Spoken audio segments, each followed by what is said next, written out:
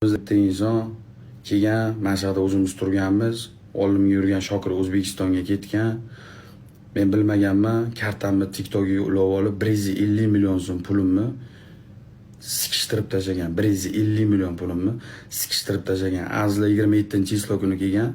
26dan 28gacha bankni ko'tartirib, qayerdan o'rdirilgan, qanaqa telefonda o'rdirilgan, qanaqa lokatsiyada o'rdirilgan hammasini chiqartirdim. Samsung telefonda o'rdirilgan. Oldimizda bitta Samsung telefon o'shanda bor.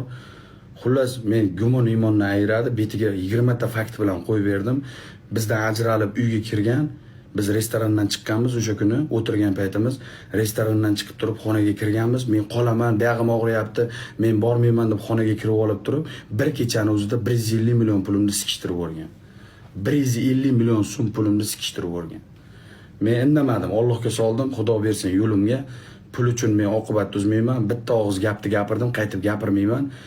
Sen million dollarga sotib olib bo'lmaydigan jigarlaringda 150 million so'm pulga alishding dedim, jo'natib yubordim. Tamom. Azizni bo'yniga qo'ydi, Nurbiy bo'yniga qo'ydi, tan olmadi, narsa qildi. Mayli, Alloh tepada ko'rib turibdi. Mana shu xonaga ikkalamiz yashaganmiz bir hafta, shu vaqt ichida shu narsa bo'lgan.